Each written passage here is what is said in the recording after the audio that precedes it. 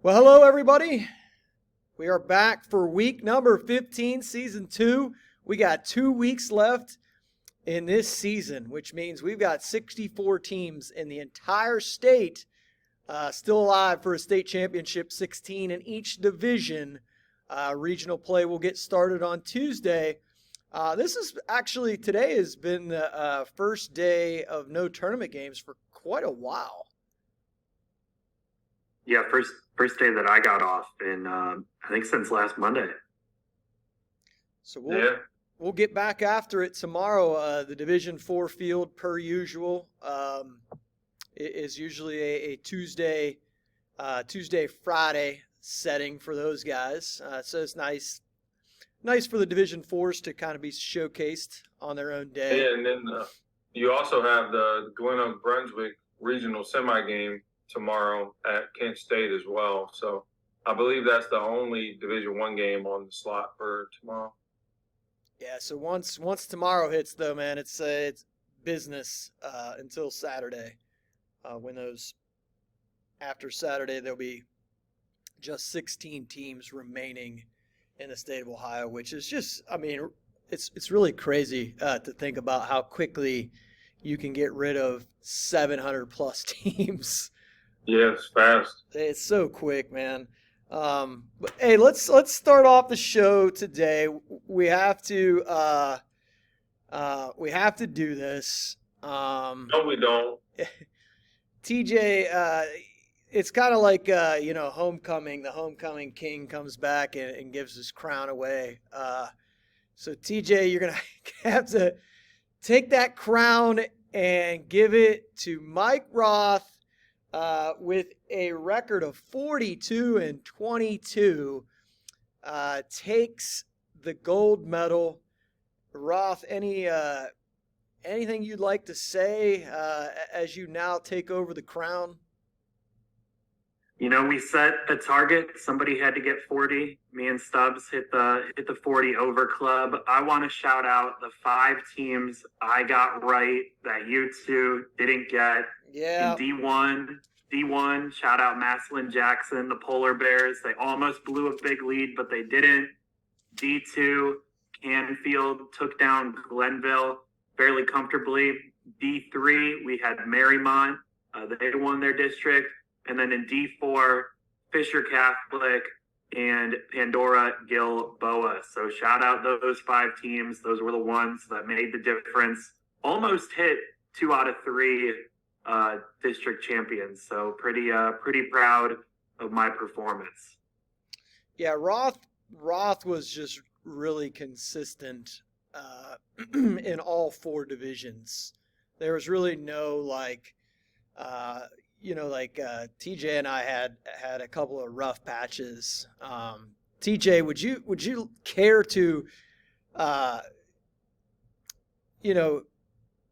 share your thoughts on Division 2? Oh man, so I was actually feeling pretty bad about myself based on my Division 2 performance. I knew it was bad, and I didn't look at it for that exact reason. But then, man, I woke up, to a beautiful notification, 9:25 a.m. from Ben Swinnerton, friend of the show, watches every episode.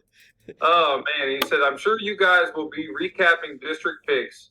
He said, "I went a mediocre 28-36 with 3-13 in Division 2." Ooh. So when I saw that, man, shout out to Ben. It made me feel so much better. And I was able to kind of come in today with a nice little weight lifted off my shoulders. And, oh, man, I will say, when I was looking at the brackets, man, I had a lot of teams reach the district finals and just fall just short. I mean, you look at West Branch. West Branch was up like 4-5 with 1 minute and 3 seconds left. So on Warrensville Heights, they drop it. Just a few other teams, man. That Toledo Scott, who we'll talk about later. You said who? Toledo Scott. Toledo Scott, another heartbreaker to Toledo Central Catholic. So, I mean, it's a game of runs. And man, yeah, I just saw some heartbreaks, man, on my bracket. But Hey, I redeemed myself last year, even though I won. I actually did do pretty well in the regional, so we'll get to that at the end of the show. But let's hope I can get some get back on you guys when we get to that. And So Stubbs, it was funny that you made TJ like the D1 guy, me the D2 guy, and you the D3 and D4 guy. And in D2, I end up going 11-5, which was really the difference. yeah, yeah. Um, the final totals, as I mentioned, Roth was 42 and 22. I finished 40 and 24, and TJ was 37 and 27. I mean, really, realistically, those are all really good marks for 64 different districts. And the one thing that Only a handful of gimmies. Like, yeah, I don't know how many teams, probably like 4 teams won every game by double digits. Iggy, obviously, Lutheran East, Richmond Heights. I'm trying to think who else would have won like every game. Lutheran, Maybe one team, the Orange. Ursuline, Yeah, I mean, there were probably Mooney. maybe 10 to 12 gimmies out of 64. Yeah. I mean, in D2, I remember mentioning this, that I thought there was two districts in Division II, the Ursuline district and the Lutheran West, that I felt pretty confident that those two teams were going to advance. But then, like, I had definite doubt on almost every other one of the 12 districts in that division. And I mean, for me, the thing that makes me the most salty is my performance in D4. 9-7. I mean, that might get you in the playoffs, into a wild card game, but 9-7, come on, man. Division 4, I pride myself in Division 4, and I throw a 9-7 on the board. That's embarrassing. You let me go 11-5 in there. Yeah, I was killing it with the small schools. Dude, that was embarrassing by me. I mean, I look at this, and my Newark Catholic pick, that was garbage. But like Delphi St. John's, Pandora, I mean, I'd still pick Delphi St. John's. I don't really know how healthy Elwer was in that game. There was talks that he may not play, but I didn't figure there was any way he wasn't. But I lost like several overtime games, but the weird thing was, is a couple of my overtime games that I lost, the team ended up losing by 11 in overtime, which in those short overtimes, it's really hard to get beat by 11. Was it 4 minutes? Yeah. You give up 2 buckets and then you start fouling. It can go south quick. If you're down 4, you miss a shot, foul. It's a 6-point game, miss, foul, 8-point game. It can snowball on you pretty quickly. But the 64 district bracket will be missed. It's a special way to divvy up the state. Yeah, that's for sure. That's the only problem is Roth will forever be the final 64 district champion, and the only guy that got shut out was me, man. So maybe I'm the 437 district winner next year. Well, yeah. I mean, you only got to pick 1 or 2 games right. Jeez. I mean, what are we at, 16 districts, 18 districts, maybe? It's 14 districts in D1 and 2. Like, it's going to be unbelievable. Well, gentlemen, it was a pretty wild week. District week is always a great week. Let's take a look back here. Roth, I will kick it over to you since you are our reigning champion. Recap your week for me. Yeah, so I had a busy week. Pretty much in every corner of the state almost. Started off on Tuesday, went up to Toledo Central Catholic to watch St. John's Jesuit. They rolled over Sylvania Southview. I thought Race Kowalchuk was very impressive. He's really taken a step as a sophomore. And then Sylvania Northview got a big upset over Findlay. I thought Northview played with a lot of composure. Drew Barneski hit some big-time shots. They rebounded the ball pretty well, and that's a big upset. Northview was 0-10 in conference play in the regular season, and they knock off the conference champs. And then St. John Jesuit was able to move on over Northview. Then on Wednesday and Thursday, I was in Northeast Ohio for some D1 district semis. Saw Brecksville take down North Canton Hoover. I was impressed with the shooting display by not just Luke Skaljak, but also Brady Ganley and Steven Skaljak. Me and TJ talked about it, but Steven is a spitting image of Eli. The way they shoot the ball, the way they move on the floor, they have almost identical games. It's pretty funny watching Steven play, because I feel like I've already seen him play and go through his senior year.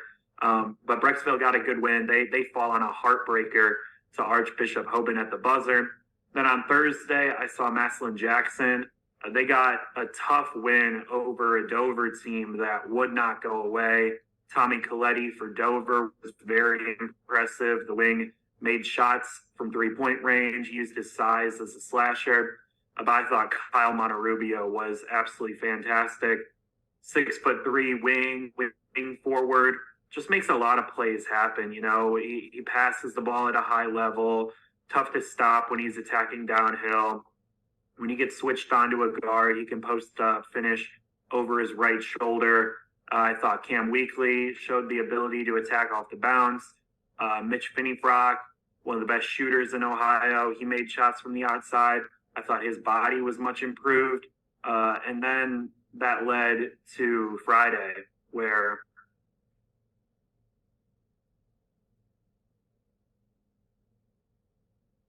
the Fairview Warriors are district champs for the first time ever, baby. The Warriors get it done over Cuyahoga Heights, the alma mater.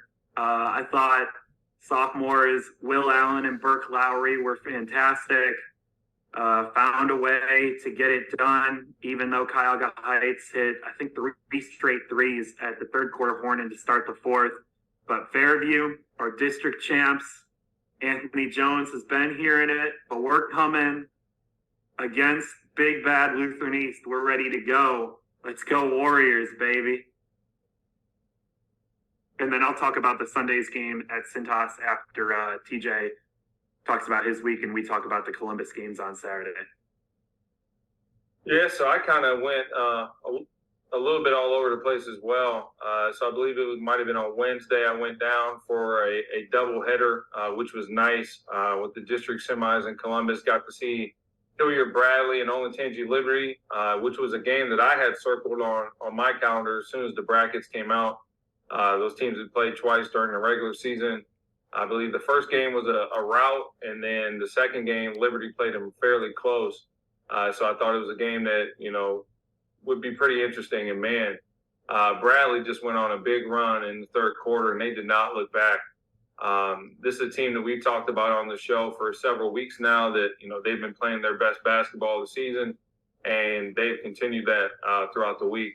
More on them later in the show. Then I went to go see Strongsville and Hoban. I mentioned Coach Sapara last week, is a guy and a coach that should be mentioned, amongst, as far as the Division I coaches of the year at Strongsville. For a team that only plays 5, maybe 6 dudes, oh man, those guys competed. They didn't go away. They hung right there with the defending, Division I state champs. Hoban was able to squeak by. And man, it's another team, guys. Like we mentioned it, we've said it over and over. A lot of people, were panicking. Oh, what's up with Hoban? What's wrong with Hoban?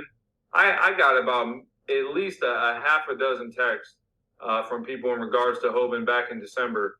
And, you fast forward to now and they're getting set to play Garfield Heights in a regional semi game this week. So I think that's a lot of just, man, like not to put too much weight on those December games.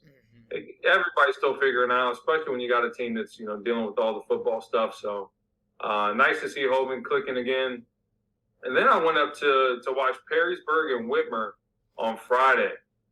So Whitmer is similar to the Bradley Liberty matchup where Whitmer had won both games during the regular season. I believe the second game, Whitmer had only won by maybe 6 points. And, man, I see why. So this was just a game where honestly, it felt like Perrysburg was right there the entire time, but just could not make enough plays. They made enough plays to hang in, but not enough to win it. And it felt like, guys, that they missed probably 6 to 8. When I'm talking about layups, I'm talking about layups. And Whitmer obviously, missed some shots as well. But, man, it just felt like a game that Perrysburg could have won, and they just could not string enough, consecutive plays together. But great game, good win for Whitmer to be tested. They move on to play Toledo St. John's in the regional semis.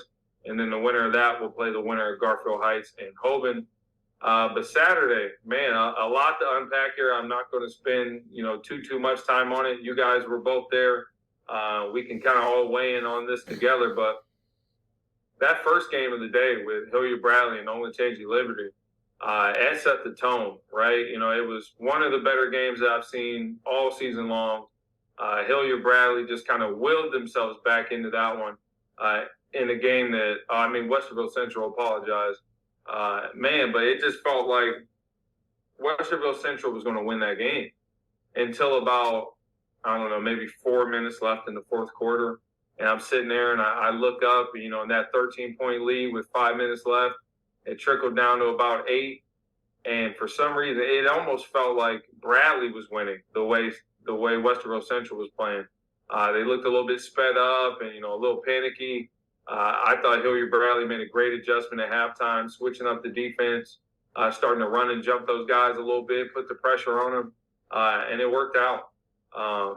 We'll get into that a little bit later, but, man, Cade Norris was absolutely sensational. One of the better performances I think I've seen in a district final game in quite some time. And then the second game of the day, which was the Olentangy Orange in Reynoldsburg, a game that, I thought was probably the most anticipated game of the weekend, regardless of division. Would you guys agree with that? Yep. Yeah, fair to say. That was my sole reason going down there, right? I wanted to see this game, and, man, Olentangy Orange just kind of laid it to him. And Coach Kalo, man,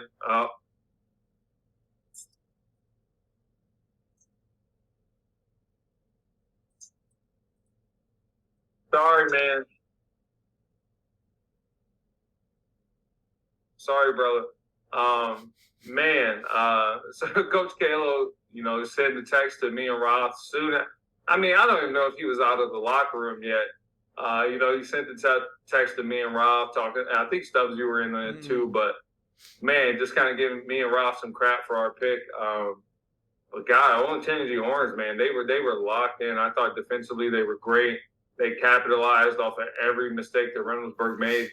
And we talked about it before we started recording, but these district finals games, especially down in Columbus, when you get a packed crowd, it's just a completely different environment, completely different atmosphere. And it's just a certain level of intensity that you only get around this time of the year. And one team was ready to play, and one team, unfortunately, was not.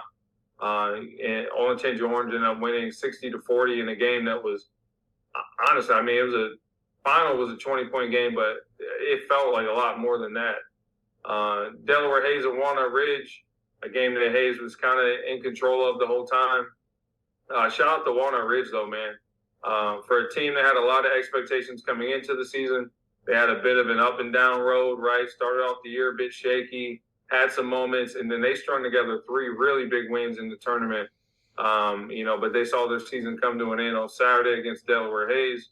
And one thing that I noticed, I'm not sure if you guys did, but just that second and third game, so that Orange Reynoldsburg and Hayes Walnut Ridge, man, it's like the transition defense, man, was rough. Just the amount of just uncontested layups or transition threes. It seemed like teams were only making 1, maybe 2 passes, and they're getting open looks, and it was interesting to see. And then lastly, Westerville North and Newark. So another game that honestly wasn't really close. I don't know if there was any point throughout the night where I thought that Newark wasn't going to win. And, man, we talked about it, death, taxes, Quackenbush. Certain guys get it done, and I was driving home and I stopped to get gas, and I was just sitting there thinking while I'm filling up the tank. And the word of Saturday to me was culture. The teams with the 4 best cultures won the game. They did. They came out ready to play. Guys knew what they were doing.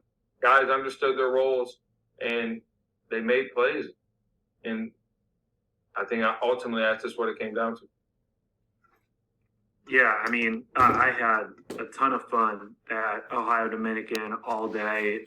It's just a totally different ball game when you're able to have 4 games in one location, separated throughout the day.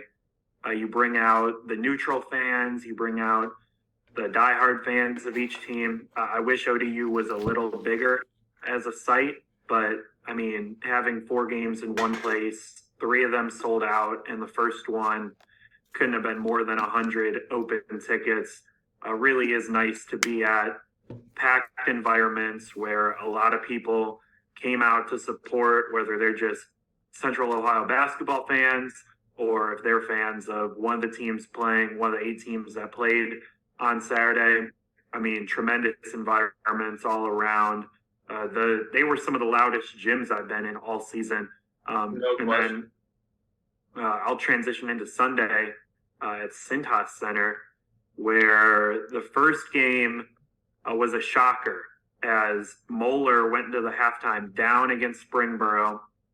It was tied heading into the fourth quarter, and then the Crusaders just shut the door on an upset bid, outscoring Springboro 17-0 in the fourth quarter. I thought that their seniors, Eric Mahaffey, AJ McBride, they did enough defensively, got out in transition. Moeller wins despite not making a 3-pointer. And I don't even know if they made a shot outside the paint all game. It was an ugly offensive performance, but when you focus in on the defensive end, you limit transition opportunities, you force turnovers, you're going to have a chance even if you literally don't make a shot all game. And Moeller finally got out in the fourth quarter and started to separate themselves. So they advanced. Then, second game of the day, Elder, they just flat out executed against Huber Heights Wayne. They got the ball into the high post. They hit their cutters. They were another team. I don't think they made a 3-pointer until midway through the fourth quarter when it was already a 20-point game. Tyler Johnson was big on the inside. Wayne had nobody who could stop him. Elder just got really good looks. They got layups. They got mid-range shots. They didn't force the issue, which was a problem with Wayne. Wayne had a nice run to make to the district finals, but then looked outclassed at Xavier. And then the third game of the day was by far the best game of the day. Middletown once again brought it. They had a great crowd. They hit timely shots pretty much every time when they got their guards with their feet set from 3-point range. They knocked it down. If it wasn't for Jonathan Powell scoring 14 points in the third quarter, this game could have been really interesting late because Middletown made a bunch of plays to cut it to, they cut a 15-point lead to a 4-point lead with about a minute 10, minute 20 to go. Centerville made shots at the free throw line and got like 1 or 2 stops late to advance to the regional stage of the tournament once again. So the Elks are going to be back. And they're going to take on a Hamilton team that might be the surprise D1 district title winner. I can't think of any other team that kind of came out of nowhere. In fact, on our pools pick, I think we had 6 or 7 districts where me, TJ, and Stubbs picked a different team. And one of us got the district champion right for every district but this one. I had Oak Hills, TJ, I think you had St. X, and Stubbs, you had Sycamore. None of us picked Hamilton, and they just go out there and really they out-rebounded a bigger Sycamore team.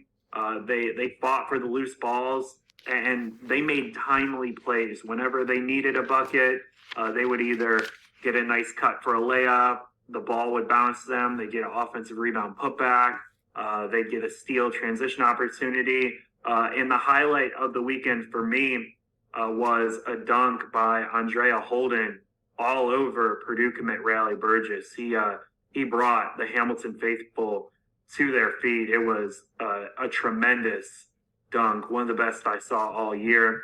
And that was the spark that Hamilton needed. So they're going to move on. They're the underdog story in D1 right now. They're the team that nobody expected to be here. They're playing with house money.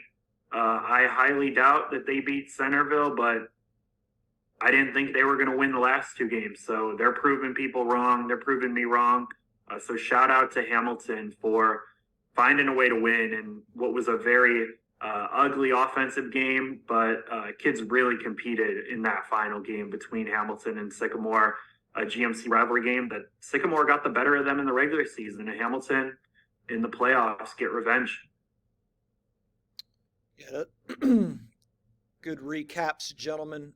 Just a few follow-ups for Saturday. One thing that was weird was not having Pick Central there, which was very odd,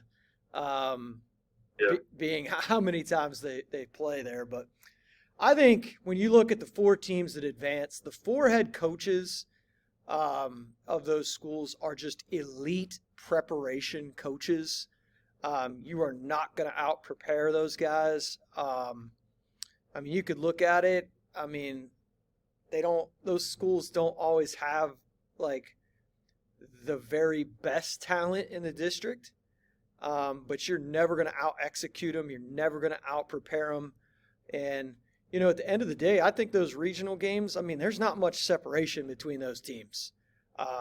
You know, you got Hayes that's going to be huge in that zone again. And maybe they mix it up a little bit more.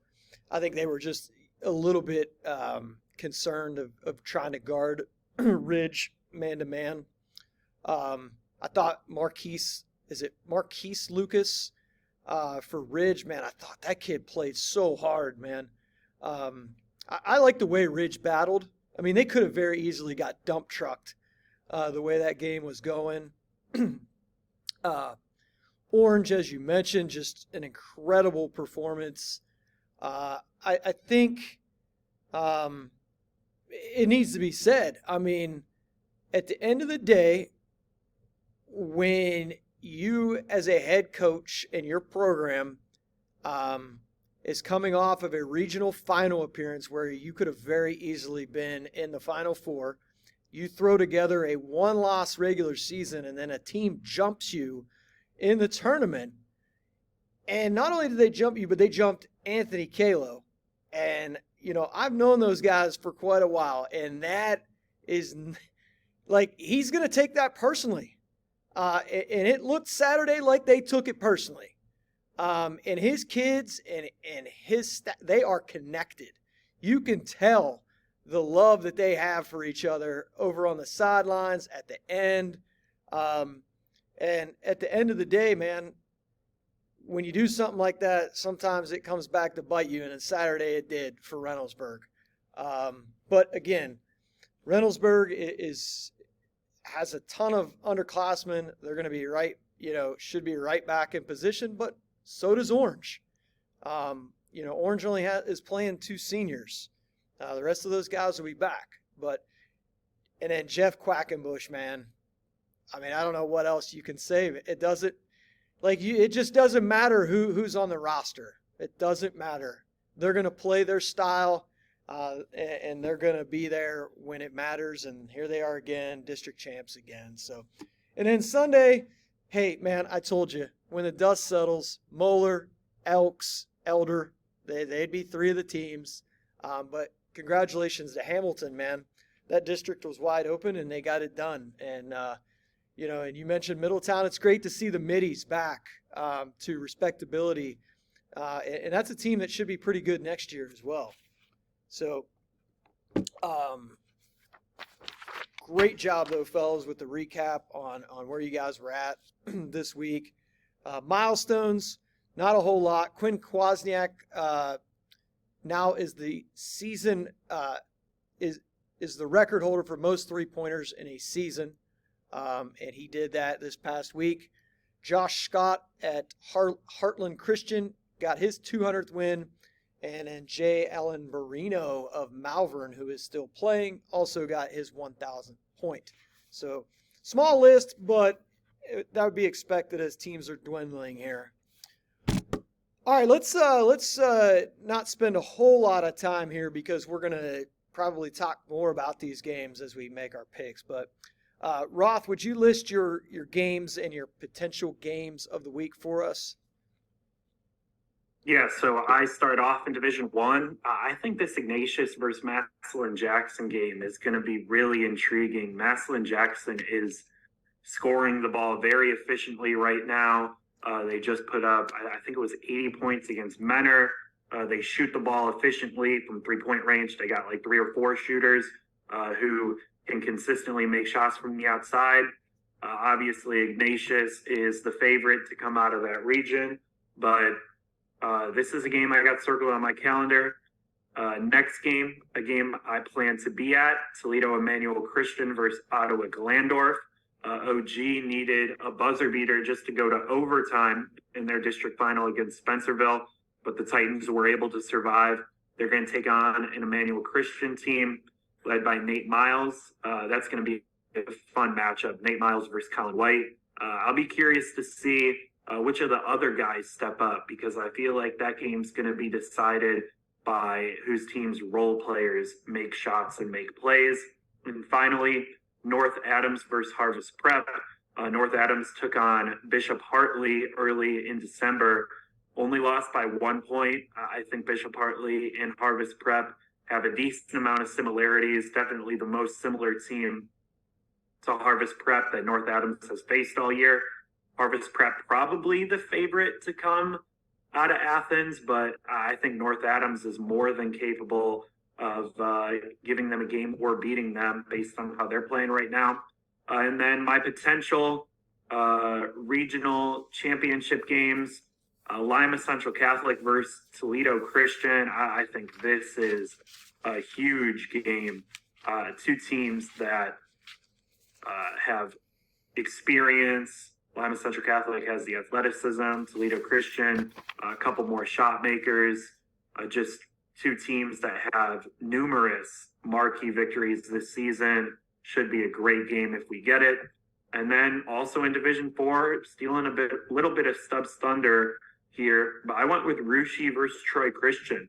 Me and TJ saw Troy Christian at the Ottawa Glandorf event, and we were impressed with how they handled defensive pressure. But Russia is not messing around. They are blowing teams out. But with how Troy Christian is playing as well, I think that'll be an interesting game. Whoever wins that game is going to earn their trip to the state Final Four if that's the regional final. So those were the games I listed. Didn't Russia and Troy Christian play during the season? Yeah, and it was not close. 64-39. Oh, wow. But, hey, lots changed since then for Troy Christian. Yeah, I would agree. I was actually really impressed with Troy Christian in that game against Ottawa Glandorf. I kind of came into it expecting OG to win by 10 to 15, and I thought Troy Christian just looked like they wanted to win just a little bit more than OG did at OG, which doesn't happen very often. I would agree with those games. I'm going to try it. That Lima Central Catholic Toledo Christian potential regional final game, I believe that would be on Friday, right? That would be fun. Yes, yeah. A ton of fun. Two teams I haven't seen, so I'd be looking forward to that. But for my games to watch, so I kind of stuck mostly with Division One. Whitmer and St. John's on Wednesday. Man, I think it's kind of put up or shut up time if you're Toledo Whitmer, right? You got all the talent, you got all the pieces. It's just a matter of can they get over the hump against St. John's. And honestly, I think they do. I originally kind of was going with St. John's when we first made our picks and we're looking at some of our region winners. But I do think Whitmer's going to make it out of there as far as that regional semi. OU Bradley and Delaware Hayes, I'm really intrigued by, mostly just because I just saw how well those two teams played on Saturday against their respective opponents. I think it's two teams that both can lock in on the defensive end. I think Delaware Hayes might have a little bit more firepower offensively, But man, after what Kate Norris did, I'm not counting the Jaguars out. That's for sure. And then again, this is interesting to me only because where it's happening. So you have Hovind, right, the defending Division I state champs, taking on Garfield Heights in the regional semi. And guys, this game is at the University of Akron. That game is going to be, I hope, a really fun environment. And I think Garfield Heights is going to feel like their backs up or against the wall. And, a team that, is arguably the most talented team in Ohio. It's going to be another really big test for them against another Northeast Ohio team with great coaching and great culture. Right after they just got done beating St. V, they take on another Akron staple in Hovind. I think that's one to watch. My potentials, man. So this Moeller-Centerville game, the two teams played earlier in the year. I believe Centerville won. I think it was 62-55, something along those lines. And since then, I feel like Moeller's really kicked it up a notch. And I feel like Centerville's kind of had some ups, some downs, some highs, some lows. So I'm going to be really curious to see how that second one plays out if those two happen to match up. Garfield Heights and Whitmer, I think there is a very good possibility that that game does not happen. My gut tells me that, Garfield Heights or Whitmer honestly could lose. But if you see a Garfield Heights versus Whitmer game, I think just on paper, that'd be one of the better games that we could see this year. Two of the top 5 most talented teams in Ohio. And then lastly, I don't know who makes it, but that Columbus regional final, if that environment is anything like it was last Saturday, the ODU is going to be rocking. And I think that would be a really fun place to be. I haven't quite made my schedule yet for Friday, Saturday, obviously. Depends on who wins and loses, but I would say there's probably 40 to 50% chance you catch me at Ohio Dominican on Saturday. Yeah, I won't. I mentioned Emmanuel Christian OG, but another regional semi that I'm looking at is Preble Shawnee against Tri-Village. These two teams are in the same conference. Shawnee won their regular season game 49-35. Tri-Village, I believe, is 24-2. Preble Shawnee is like 23-3, something like that. A game that I think is sneaky good is Mooney and Canton Central Catholic, Division III. These teams are both extremely hot. Mooney has won all of its tournament games by an average of 43 points per game. You got 10 straight wins. Canton Central Catholics beat a lot of good teams down the stretch. Mooney started the year, I think, like 2-3. They're 19-2 in their last 21, and those two were both to Ursuline. So Ursuline's still in it in Division II, so I think that could be a good one. Pandora Gilboa and Toledo Christian. I know that Toledo Christian is probably the right pick, but Pandora Gilboa, man, I don't think they're gonna. I think that game is gonna be very tight, very tight. So I think that's gonna be interesting. And then another team. We talked about Troy Christian possibly playing Russia again, but Troy Christian's got to get by an ever-improving Jackson Center team. So I never count Jackson Center out. But at any rate, I think Russia has a much easier regional semifinal game than Jackson Center and Troy Christian playing each other. So it'll be interesting to see who wins that. And then some potentials. This could be a battle of teams. Lutheran East against Mooney. Lutheran East, gentlemen, is winning their tournament games by an average of 62 points per game. That number is going down in their first game this week, going way down their first game this week. They opened up the tournament with a 76-point win. Listen. I'm glad Lutheran East got their wins while they could. I'm happy for them. I think that the potential, and Mooney may not even win. They might get beat by Canton Central Catholic. But I think that game could be one of Lutheran East's toughest games of the tournament if they get Mooney. I would have to probably give you a little pushback on that. While I do think Cardinal Mooney is extremely well coached, I love the brand of basketball that they play. Both me and Roth got a chance to watch them at the Battle of the Berkey event late in January. But man, I just think that team would be so far outmatched against Lutheran East. Yeah, I'm not sure that game is within 20.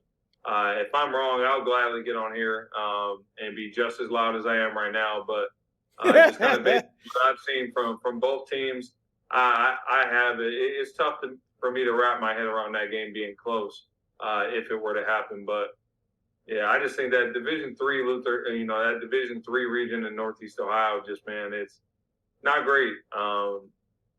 But yeah, we'll see. Maybe there's some closer games in there than what I'm anticipating. So, another couple potential games, regional finals, Highland against South Webster. Obviously, I wish Highland was at full strength, but without Yoder and without Beachy, it might be tough against if they're able to get by Northside Christian. I knew they were down one starter. When did they lose the other one? They lost Beachy towards the end of the season. Both of them are out for the year. Beachy was, probably their best defensive guy. And then Yoder had improved a ton. So That's a big, like 6'7" kid, right? Yeah.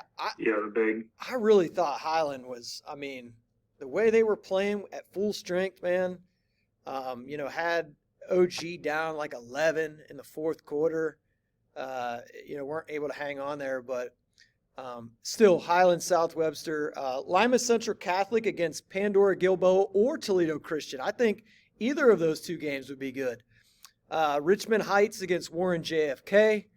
I listed that, and then I said Russia against Troy Christian or Jackson Center. So a lot to look forward to this week. I got my man TJ giving me Mooney and 20.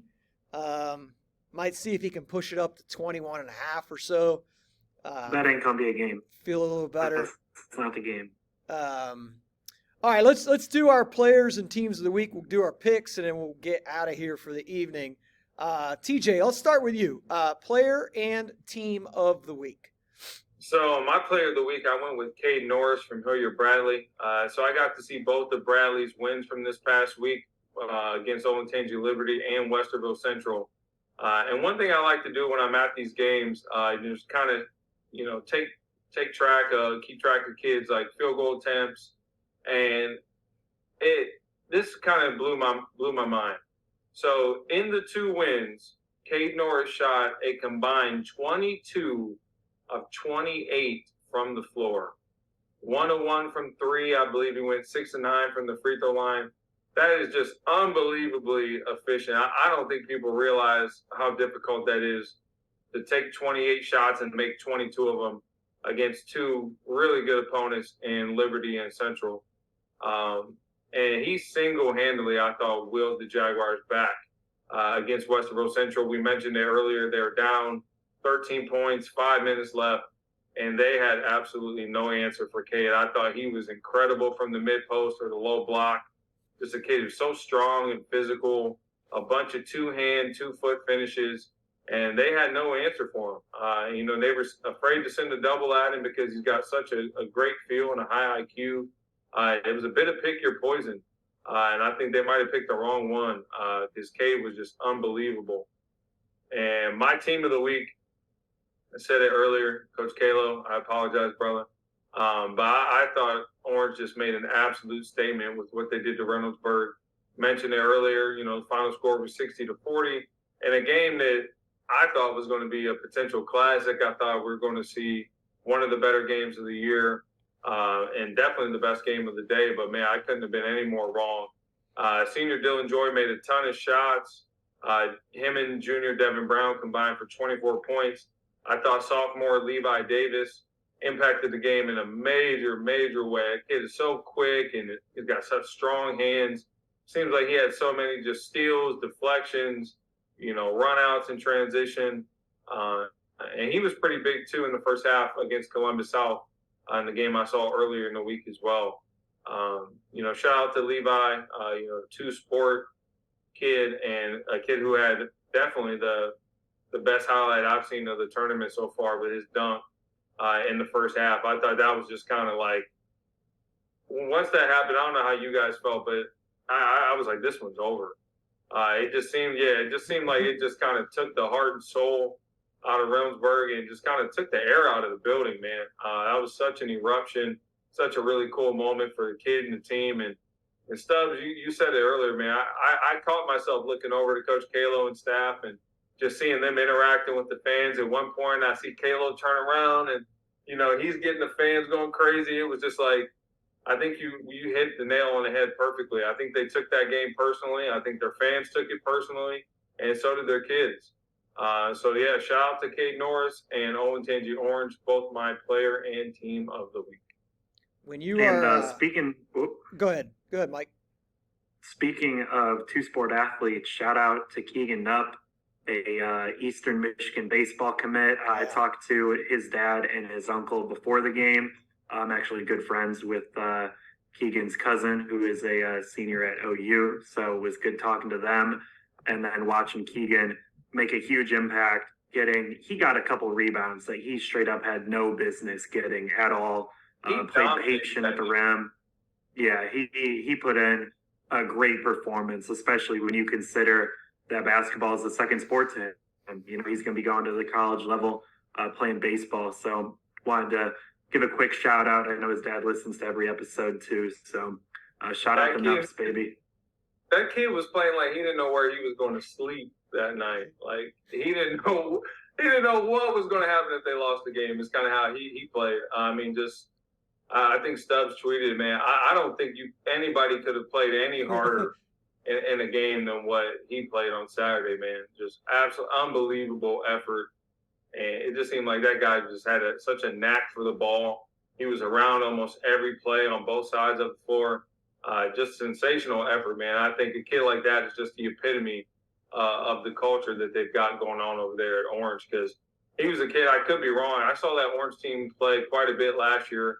I don't remember him playing a significant role, certainly not the way he is on this year's team. So the amount of guys that they've had just step up and just fill those shoes of those three seniors that they lost, I think is unbelievable. Shout out to their point guard, the sophomore. I think this is Trayton Schroeder, I believe is his name. That kid had some major shoes to fill with Mikey McCullum and Jordan Edwards leaving. Shout out to Orange again. Big time win. And I think they have a ton of momentum going into the semis this week. Yeah, I thought Nupp did a great job early when Reynoldsburg still had some juice. He was doing a really good job of tapping the ball back out to the guards. They were able to get some second chance opportunities when he was doing that. And then Schroeder, you mentioned, his dad was the football coach at Orange. He just stepped down, but you can tell that Davis and Schroeder are both football. They got really strong hands, really strong, quick hands. When you put the ball down below your knee, they're going to take it every single time. And I thought they got great production from number 4 and number 11 off the bench as well. I mean, both those guys came in and did some really good things for them. And then, listen, how often does a student section chant the head coach's name? They wanted Kalo, and he gave it to him. He's just so full of juice. Like, he's just jacked up. And the kids feed off of it, man. They play like he looks, intense, putting your will on you. And that just goes to show you, man, you don't always have to be the most talented team. When you put your will on somebody and refuse to lose and make all the little things happen, good things are going to happen, and they did on Saturday. But could you honestly make a case, guys, that the most talented team I guess, never mind, that Hayes Ridge game, but I mean, the most talented team lost quite a bit. Yeah. On Saturday. Not just in Columbus, but a little bit everywhere. Roth, player of the week, man. I got a lot of people that messaged me about this guy. Yeah. I saw at least one or two tweets about him.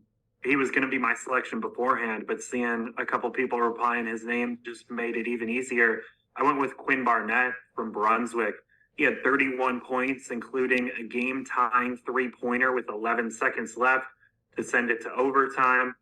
Brunswick is a team that they got a couple D2 commits in Barnett and also Tommy Morgan. They got a sophomore point guard, Trey Drexler, who can fill it up. Really talented team. They kind of get over the hump. Beating Eds in a district final is no small feat, and that's a big time win for their program. First district title in a while for Brunswick. So shout out to them. Shout out to Quinn Barnett. His older brother also had a really good year at Presbyterian. I think he was named to the all-conference team. And then my team of the week, I went with Toledo Central Catholic. They took down the top two seeds in the district. They beat top-seeded Wauseon by 6 and second seed Toledo Scott by 3. Sophomore point guard Manny Johnson with a big fourth quarter to power his team through. He's another kid where his older brother plays at the college level, and you're going to see Chico Johnson and is Chico at Drake? Yep. Yeah. So you're going to see Chico Johnson in March Madness because Drake got the Missouri Valley Championship.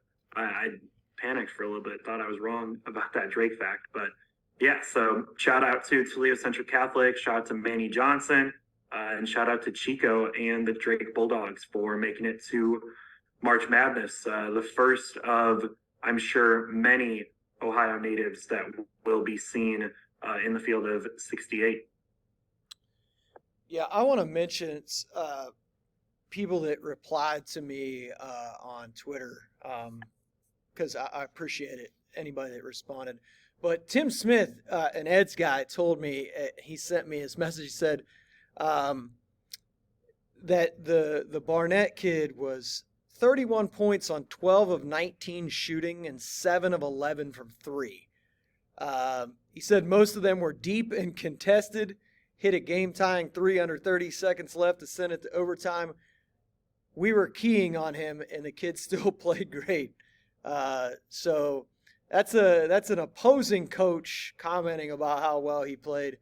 Chaz Charles Wolf mentioned Anthony Feuline. I know Kwasniak was really raving about his defensive efforts against Menor on Saturday. Tony Peters, thank you. You mentioned Carson Heitkamp from Versailles. Senior had 17 points and 22 rebounds in a win over Gamble Montessori. That was an 11-11 Versailles team that won the district. Scott Fickert, I hope I pronounced that right. Colin White, 34 points, 9 rebounds against Spencerville.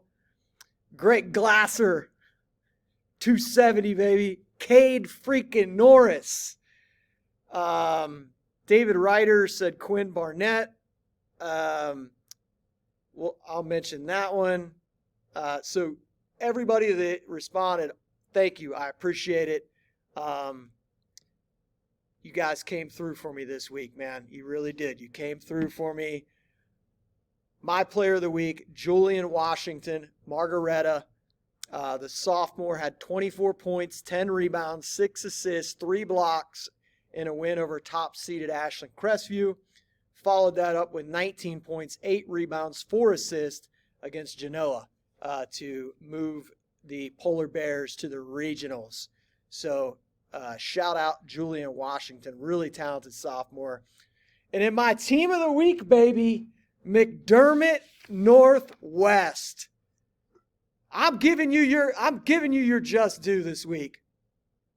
You smacked around my Portsmouth Trojans last week, and doggone it, you ripped Wheelersburg, the top-seeded Pirates, 59-42, behind 28 points, 12 rebounds from one of the best mustaches in the state of Ohio, Connor Lentz, and his sidekick, Tanner Bolin, with 20 points and 11 rebounds. McDermott Northwest is going to the regional to take on unbeaten Malvern. So my team of the week, Man, I just blew you guys off a couple weeks ago, to be honest with you, and here you are. You're heading to the regional. First time ever. Congrats.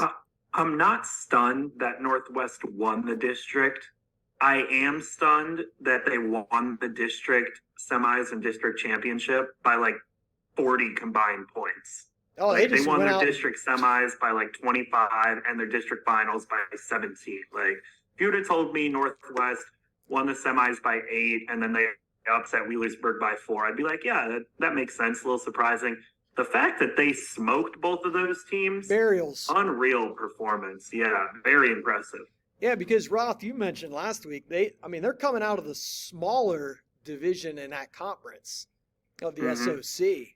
So and they had no real marquee wins like in the regular season. No, That's a team. I don't know if we mentioned them. We might not have mentioned them all year long. I don't think so. No, which is rare. I feel like throughout the course of the season, I mean, I think we shed light on just about anybody and everybody that's winning games. So, for them to kind of be out of our radar and been on the run that they are right now, I think that's pretty cool. Yeah, man. Shout out to all of our players, teams of the week, man. Good stuff. All right, let's finish the show off with we got redemption. This is where TJ was on fire last year. We'll see what he's got. All right, gentlemen, how do you guys want to do this? Do you want to just pick regional winners? What are you guys thinking here? Yeah, we can just do winners. Okay. So, I got an idea. Here's what we'll do. We'll pick regional winners for all 4 regions, or in each division. But then, of the 4 regions, the winners, you're going to put a 4, 3, 2, or 1 confidence level. Okay, you got to put. You can only use it once for each of the teams. So confident level that they'll win the region. Yeah. So let's say you pick 4 teams, and then you in D4 we'll put Richmond Heights at 4. Right. Because we're So most confident. 4 being the highest confidence of the 4 picks. All right. You sound like your kids' TikTok stuff is rubbing off on you, man. This is like some of those TikTok games stuff I see on there. I like it, though. I like this. All right. So we'll start in Division 4. Who do you guys got winning Region 15, the Athens region?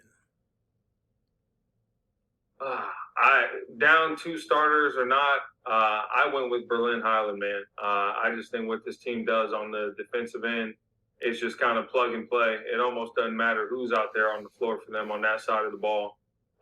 It's like you mentioned in our group chat, man. I would love to see those guys put on a defensive clinic and everything that goes into that. I think that would be so awesome just to see.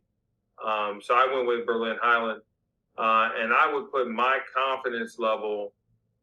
You said 4 is the highest, 1's the lowest. We'll wait until you have your 4 picks. Sounds good. And then we'll see. So Roth, who do you got in 15? Stubbs, do you have a forecast for Athens this week? Is it sunny? It's gonna storm. Oh, Stormin' Norman. Stormin' Norman, baby. Okay. Is gonna bring South Webster a regional championship. I got the most talented player in the region. I got Eli Roberts and Stormin' Norm. Let's go, baby. Yeah, man. As TJ mentioned, down 2 starters. You want to pick South Webster, but man, they just find a way. When the talent when the talent scale is not a crazy lopsided like a Richmond Heights, I just think Slayball is just so good. He's just so good in big games. Give me Highland in Region 15. Region 14, we've got Pandora Gilboa, Toledo Christian, Old Fort, and LCC. This is a tough region, man. I went with Toledo Christian. Yep. I think what they just did to Maumee Valley Country Day in the district final, a team that beat them earlier in the regular season, and for them to just throttle them the way that they did, I believe the final was by nearly 40 points. I think that team is just playing at a very high level right now. Roth has mentioned a couple of weeks ago, man, they just have a plethora of guys that can put the ball in the hoop. You don't really know who's going to go off, but they have more than a handful of guys that can get at least 10 points or more. So because of that, and just it seems like they have a lot of momentum. They won their conference title in a big win over Emmanuel Christian. They're on a roll right now. Give me Toledo Christian. I'm gonna go against you guys again. I'm gonna take Lima Central Catholic. I think that they got the athleticism. They've had some marquee victories this season. And Coach Sean Powell, he's been there before in D4. He knows what it takes to win a D4 regional. So I also think that they have an easier semifinal game against Old Fort compared to what Toledo Christian's going to face with Pandora Gilboa. So I'll roll the dice, and I think it's a slight underdog in LCC, but not a huge one. I think there's 3 teams that can win this region.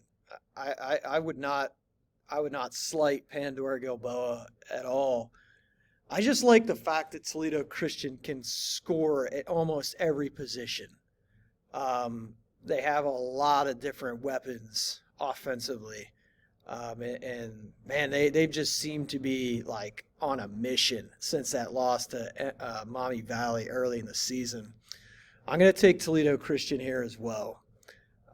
Region 13, we got Attica Seneca East, Richmond Heights, Dalton, Warren, JFK. I think we're all Richmond Heights here. Yeah. All right. But I am curious to see how that, if they do play Warren JFK, which I'm expecting them to, I think that could be fun, man. I just think Coach K's team is not going to back down. They played a really good schedule for a Division IV team this year. They had some highs, it seemed like they peaked a little bit too early in the year and then kind of, had some valleys. But I don't know. I think that team's going to come out on fire. I think they're going to come out with a lot more to lose than what Richmond Heights will. But yeah, I mean, I think Richmond Heights wins the game, but I think that could be a lot of fun. All right, Region 16, Fisher Catholic, Russia, Jackson Center, and Troy Christian. We all got Fisher Catholic coming out of here? Of course. You know who I got, gentlemen. Russia's Raiders, baby. Let's go. Yes, sir. Man, I can't get enough of Russia. I feel bad that I was like mispronounced the name of that school for like the last 5 years up until I think last year's when I found out. Put some respect on Rushi's name. Yeah, man, I'm putting some respect on it, and then I'm dumping everything else on there too, man. I just think Rushi is just it has a special group of kids. And I remember last year thinking down at the state tournament, they had a few kids come off the bench that I was really intrigued by. Guys that I thought gave just as much as the starters did. So I haven't seen them yet, but I'll be curious to see if some of those kids I liked last year are in bigger, more expanded roles this year. They are. The one kid I know you like was the Benjamin York kid that came off the bench.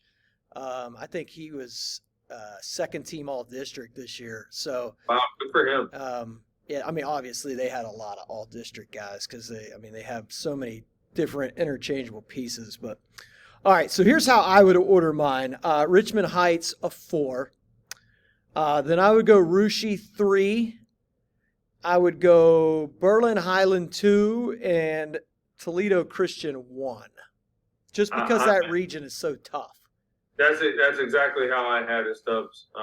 So we're in agreement there.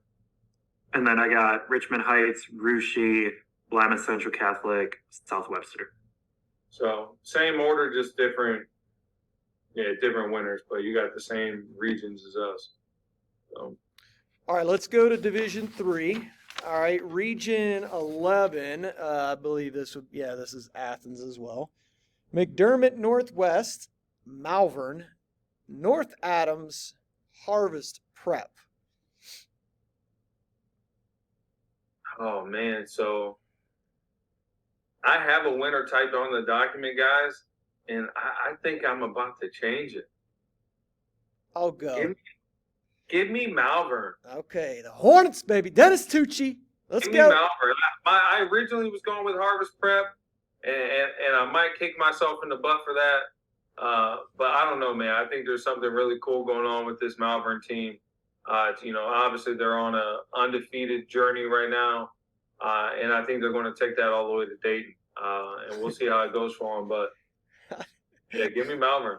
I think you guys, I think I said it to you, but I happened to turn on their game the other night against Martins Ferry at halftime, and here comes old man Tucci, and the sideline reporter gets him, and he's like, well, they're making threes, and we're shooting threes. That's the difference here. That might be like the most coaches quote just like I've ever heard. Oh man! All right, so TJ is going with Malvern. I'm going with Harvest Prep. I'm going with the Prep. Yeah, I'm riding with Stubbs, baby. HP all the way. HP. We're putting TJ on an island. We're full court pressing with HP. We're subbing in and out. We got depth. But we got to get our suits on though. If we're gonna roll with HP, we got to get our suits. Hey, I don't know if there's gonna be enough seats in the combo if we're gonna add on. HP already got like 7 assistant coaches. It might be a violation. And you can only bring 25 people on the pass list. I think we might be 26 and 27 on there. Yeah, baby. But yeah, give me HP. All right. Region 10, Margaretta, Worthington Christian, Emmanuel Christian, Ottawa Glandorf. Do the Titans return to UD for the fourth consecutive year? Yes, they do. Give me Ottawa Glandorf here. I think that this run that they've had to go on, and just like the gauntlet of not only their district, right? And like imagine if Brooks Lockup was healthy, right? That district final might even look different. But man, this team just finds a way. Me and Roth were sitting there down in Columbus, and that was the one score that I was the most interested in. I'm checking it, I'm refreshing. I forget whose Twitter I was on, but they did a phenomenal job with the scores and the videos and stats. I'm just refreshing this guy's page every 2-3 minutes just to get an update. I don't know, man. I've been invested in this OG team for the last 4 years. And I'm not giving up on them now, man. Give me Ottawa Glandorf. I put them on upset alert in the district round, and it almost came through. But I am going to take them. I'm going to take OG to advance to the Final Four here. Yeah, I think they, last year they had a crazy game like that in the regional final against Wayne Trace. They were lucky or, fortunate to advance. And just from following on Twitter like you guys, man, it seemed like they were down, almost the whole game against Spencerville. And, dude, those guys, they just find a way. Alex Wagner, hits the three with 13 seconds to go to tie it, to send it to overtime. They end up winning, man. I just think a lot of times for the OG, getting out of their district is more difficult than regional play. Not dismissing these other teams, but, I think the team that is kind of a sleeper here is Worthington Christian. They just been absolutely quietly on a 13-game winning streak. They beat Columbus Academy twice since losing to them. So watch out for them. But I'm gonna go with OG as well. All right, Region 12: Preble Shawnee, Tri-Village, Marymount, and Versailles. Mason Trout ain't going home here. Yeah, that's what I said. I went with Preble Shawnee, but man, I am not confident about it. I just kind of looked through earlier today. I clicked on all 4 teams and just looked through all of their schedules, and man, there weren't really a ton of signature wins, amongst this group. Nothing that really stood out to me in terms of that made me think that, man, okay, this team might be the best team in the group. I went with Preble Shawnee, similar to what Rob said. I do not see Mason Trout losing a game like this unless they are just completely outmatched on the talent front. And I do not believe Preble Shawnee will be outmatched in any of these games. So give me the Indians. I believe they're the Indians. Yeah, I think the winner is coming from that regional semifinal game, whoever that is. Man, I'm with you. Shawnee's just kind of had their number the last couple years, and I think they're going to get him again. I think Shrout's carrying this team to the Final Four. All right, Region 9, Lutheran East, Fairview, Cardinal Mooney. Fairview. They're fair, yes. They're Fairview.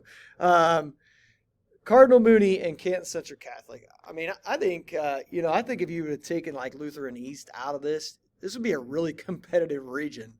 But I'm going with the Lou, baby. I'm going with the Lou. Yeah, I don't think there's much to talk about here. No offense to the other three teams. And I know that sounds pretty bad to say. It's kind of hard to say no offense after saying no offense, but man, this is lame.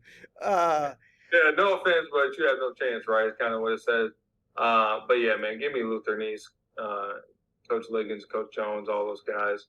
And somebody I know was at their district final game, and even though they won by however much they did, I heard that they were absolutely on fire shooting the basketball. Mm-hmm. And I think if this team is making shots, I just don't see how anybody, not only in that region, but anybody remaining, can knock them off. So give me Lutheran East. So here's how I'm feeling, gentlemen. I got Lutheran East as my 4, most confident. I have Harvest Prep at 3. I have Ottawa Glandorf at 2, and then Preble Shawnee at 1. That's my 4-3-2-1.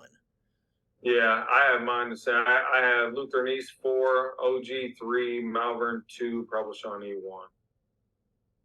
I'm actually going to be a little different. I'm going to have Lutheran East 4, Preble Shawnee 3, Ooh. OG 2, and then Harvest Prep 1. So you're pretty confident in Shawnee, huh, Ralph? I feel pretty good about them. Yep. Okay. All right, let's go to Mason Trout. Always replies to my Prep Hoops rankings, so I got to show him some love. He's a heck of a competitor. So leave it on the court for me, baby. Get to Dayton. All right. Well, let's see if TJ can redeem himself. Huh? I think Rob's favorite animal is a pander bear. Pander. Jeez. I got My goodness. You were the one who picked Fairview. You picked Fairview. I did. Yeah. I did. Okay, that's fair. All right. Which region first up in D2? We're in Region 8. We've got Kettering Alter, Jonathan Alder, Wyoming, and Hamilton Baden. Boy, this is sneaky, gentlemen. This is tough. Man, I went with Kettering Alter here, but I would not be shocked at all to see Cincinnati, Wyoming come out of this region. I'm not confident about it, but give me Alter. I'm going to take Wyoming. Maybe it's just prisoner of the moment. I just saw them a little over a week ago, but they seem like they're actually ready for the bright lights. I mean, beating a team like Woodward by 30, that shows me that they mean business. So I'm going to take Wyoming. And if those two match up, I believe that game is at 11 a.m. at Vandalia Butler. 2 p.m. 2 p.m. 2 p.m. It's at 2? Yeah. According to the schedule. Oh, that's even perfect. I think it originally might have been listed earlier. If that game's at 2, that's even better for me. That's awesome. I will plan on making that trip if those two teams match up. I think that that Jonathan Alder Kettering Alter game is going to be a lot closer than people think. Jonathan Alder has been playing really well down the stretch. I mean, they just absolutely torched, was it Watterson on Saturday? Mm-hmm. I'm going to go with Kettering Alter, though. I'm going to stick with them. I've stayed with them. They've been up and down a little bit, here in the second half of the season, but give me Alter. Region 5, Ursuline, Cleveland VASJ. It's been a long time since we said that. Canfield and Warrensville Heights. I feel pretty confident about this region. Man, I'm glad you do because I sure as hell don't. Honestly, I think any of these 4 teams could win. I would say Villangelo St. Joe's maybe kind of outside looking in, but if you told me Ursuline or Canfield or Warrensville Heights wins this, I'm not shocked. I'm going with Ursuline. A part of me is a little nervous just because of how young they are. But man, I don't know. I'm not as confident as you, Stubbs. Gunther plays like he's 19 though. Yeah, I mean, yeah, he's pretty high level freshman. I don't know if you can find too many kids at 14, 15 years old who are as polished as him and as vocal. I mean, he's an extension of his dad on the floor. Yep. When I went and watched him against Warren Harding, like that kid's out there directing traffic. He's leading with his voice. I mean, you just don't see too many freshmen do that very often, man. So I'm with you on that. But, man, I just think that region, I've said it from the beginning, that it was completely wide open. I mean, look at this, guys. I mean, Alliance lost to Villangelo St. Joe's in triple overtime. And then Villangelo St. Joe's goes on to beat CVCA by, I forget what the final was. Not by much. Yeah, I think it might have been by 2. Yeah. So, I mean, you're looking at an Alliance team who was maybe a couple plays away from being in this exact same spot. Yeah. So it's like I have no clue. I think there's so many different directions this one could have went, and I still think that. So I think this is Ursuline. I'm also going to take Ursuline, but I'm with TJ. I don't feel very good about it. I think Gunther, the kid, reminds me of his just basketball like savviness, his awareness. It reminds me a lot of Xavier Simpson when he was a freshman. Just kind of wise beyond their years for freshmen at a guard spot. So I'm really confident in Ursuline winning this. I went with Ursuline mostly because I feel like they have a better win on their schedule than anybody else remaining. With that win against Hoban in the fashion that they did it in, I don't think any of the other 3 teams left have a better win than Ursuline over Hoban, especially with it being later in the year when Hoban was really starting to click and play well. I thought that was huge for them, especially considering how young they are. All right, Toledo Central Catholic, Lutheran West, Shelby, Lima Shawnee, Region 6. I will be at this doubleheader on, I believe it's Thursday? Thursday. I think that's going to be a lot of fun. I'm excited to see Lima Shawnee. I know they have some young underclassmen that are supposed to be good. Toledo Central Catholic, another team that's got really good freshmen and sophomores. But I think this is inevitable here. I went with Lutheran West. I will say if they play Shelby in the regional final, I believe that would arguably be the number 1 and number 2 teams in Division II. You can make a case that those are the 2 best remaining teams in Division II playing. I agree. For a trip to Dayton. So I think that would be big time, but I'm still going with Lutheran West. I think they just have too much. I was actually talking to a high school coach about this earlier today. I don't think Lutheran West really has a glaring weakness. They have great guards with Jason Levis and Derek Fairley. They have size and athleticism with the Meyer twins. They bring Kendall Compton off the bench. They have Tino, who's 6'5", 6'6". I mean, this team just doesn't do anything bad. And I think they have a phenomenal coach, right? Great in-game coach, great, preparations coach. I think Lutheran West is not only the clear favorite to win this region, but to win it all. Yeah, I'm gonna go with them too, man. I echo your thoughts, TJ. If it's not going to be Shelby at Bowling Green, it's going to be nobody to beat Lutheran West. I think if there is going to be a team that knocks them off, it's going to be Shelby in kind of a de facto home game. I mean, they're still going to have to travel from Shelby to Bowling Green, but I imagine that will be 80-20, 90-10 crowd advantage for Shelby. I think that's going to be the toughest game Lutheran West plays if they do raise a state championship trophy. I'm going to take the Longhorns, but that game is going to be big time. And in the final region, Region 7, this is Athens Thursday night. You have Maysville against Bishop Hartley, and you got Vincent Warren against Tri-Valley. I think this is a really, really parity-ridden region. God willing, I will be at this doubleheader on Thursday in Athens. Two Muskingum Valley League teams. Look at you, Stubbs, going down to A-Town. Anytime Stubbs gets out of Pickerington, man, it is a win for everybody involved. It took two Muskingum Valley League teams. It could have been 3. And it was an overtime period away from being 3, which would have been incredible. Yeah, New Lex almost had Warren. Shout out to MVL. I mean, they always have success in football, but they're an underrated basketball conference in like the border of Southeast and the East region.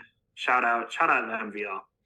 Yeah, it took 2 MVL teams to get you down there, but I'm sure it also took 2 90-minute conversations with the wife to get you down there as well. So, hey, I'm glad you're getting out of the house, brother. So yeah, I had her at MVL. That's a great selling point. I see why you married her. Yeah, I mean, to me, this region. I mean, there is a case for all 4 of these teams to get out of here. I think Maysville Hartley is going to be tremendous. I mean, that Bob kid from Maysville can just absolutely fly out, score it. Hartley, great season. Warren, Tri-Valley, I mean, that's just going to be an absolute slugfest. I think at the end of the day, man, I think I'm still going to go with Tri-Valley to get out of here. Oh, man, I kind of just went with the team that was most familiar to me, man. I went with Columbus Bishop Hartley. I think they just have they're good, man. Ton of young talent, too. And to me, they probably have, I would assume, 2 of, if not the 2 best guards in this region. So, yeah, give me Coach Andres James and Bishop Hartley to come out of here. That was a really good River Valley team they beat the other day. So, shout out to Coach James, doing a great job. I mean, I think River Valley should have beaten Shelby early in the year if it wasn't for a foul call with like 0.3 seconds left. But yeah, and that was bad too. That was bad. It was bad.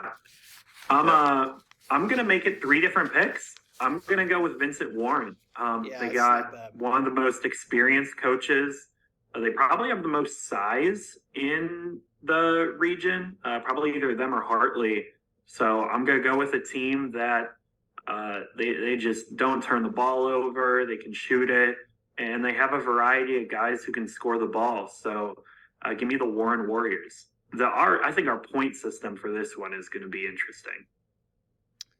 Yeah. So for me, I am going to go my 4. I know this is going to be. I'm going to go Ursuline 4. Whoa. Yeah, Ursuline 4.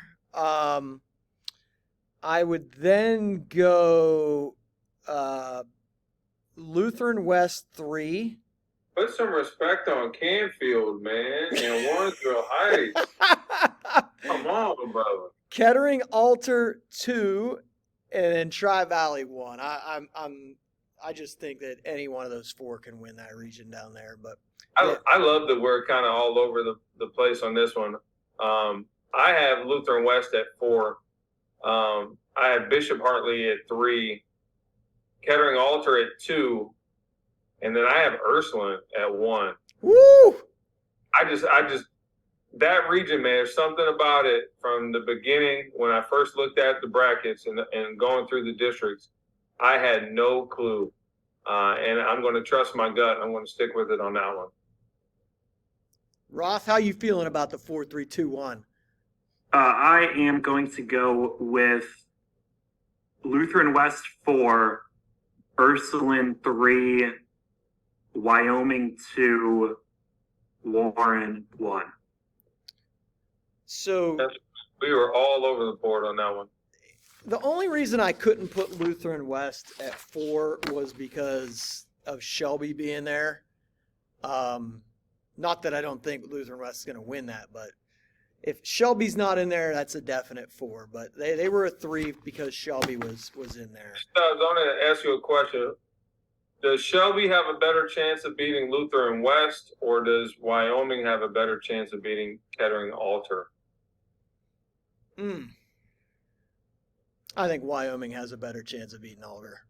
I would probably agree, but I think that's a fun conversation. All right. I'm not gonna lie. If it were up to me, and this is no offense, I got. Can we name the title of this episode? No offense. You've no offense to a lot of people here.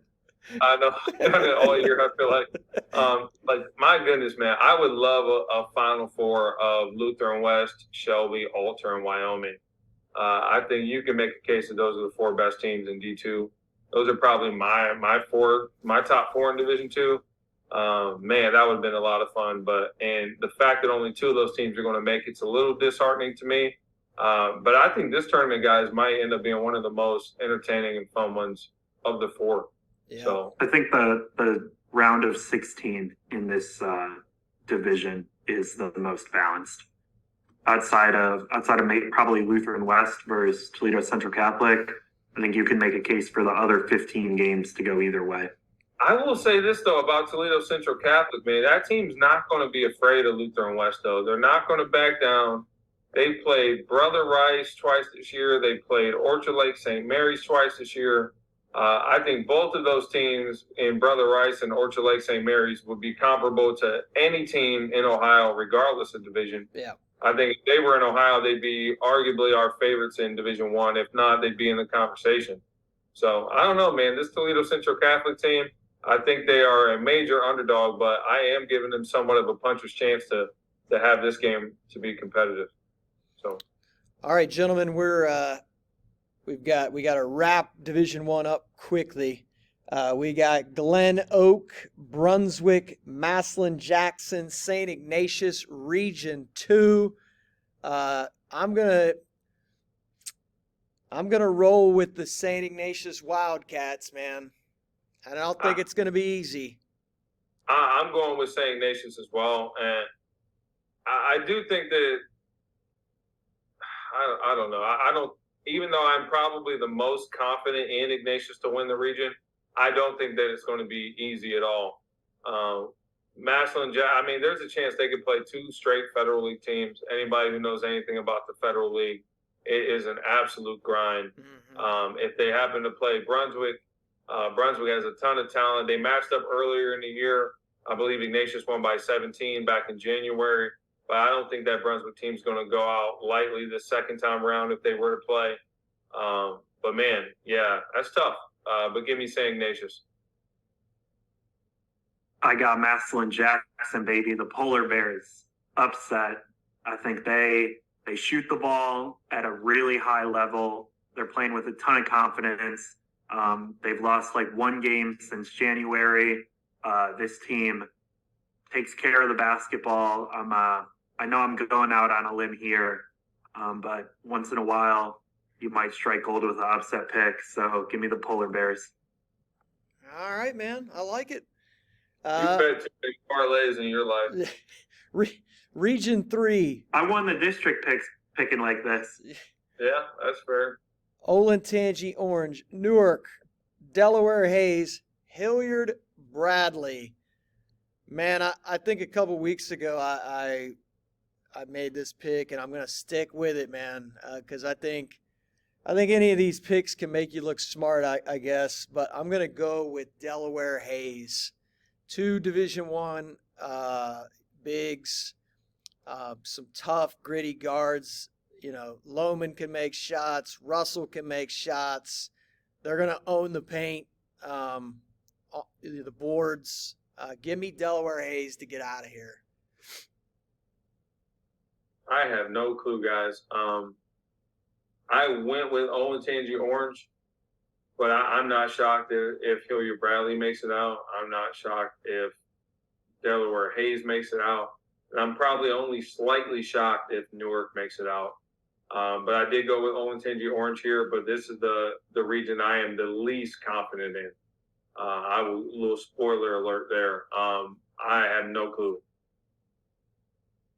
I'm gonna go with Delaware Hayes. You know, I know Coach Kalo played our district picks to his team, and me and TJ both went with Reynoldsburg over them, and we were wrong. Maybe I'll be wrong again down the Pioneers, but I'm gonna go with Delaware Hayes. They got the size. They're playing with a ton of confidence. Just like Olentangy Orange, each team has only lost once all year. I think you could make a case for any of the 4 teams. Got to pick one, so I'm gonna take my chances with future Ohio Bobcat Jesse Burris. All right, Region 4, Hamilton, Centerville, Elder, Moeller.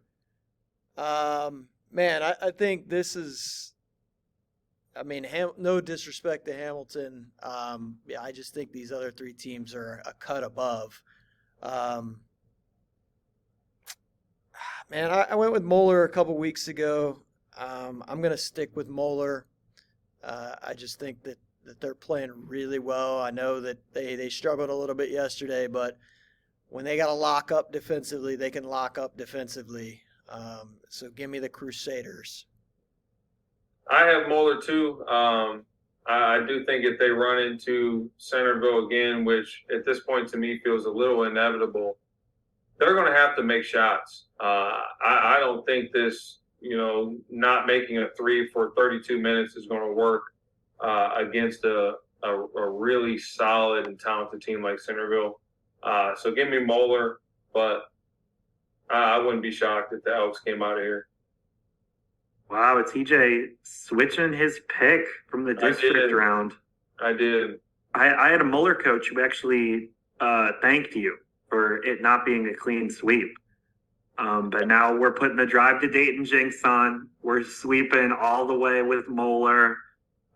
So congrats to Jason Morrow. Your Centerville Elks have now won the region since we're all going with Moeller. So, but I'll take Moeller.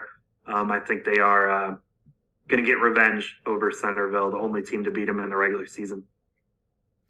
All right, gentlemen, the final region, Region 1, the defending state champ, Archbishop Hoban, Garfield Heights, and then the 2 Toledo teams, Whitmer and St. John's. Friend of the show, give me Sonny Johnson, baby. I'm taking Sonny Johnson and Garfield Heights, mostly because I just think that the Final Four is just so much more fun when Sonny's down there. Walking around with a drink and popcorn and walking around like he owns the arena.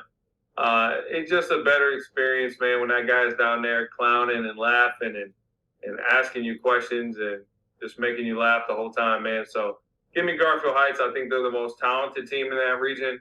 But, man, I do not think it's going to be easy for them, especially if they have to play Hoban and then potentially a St. John's.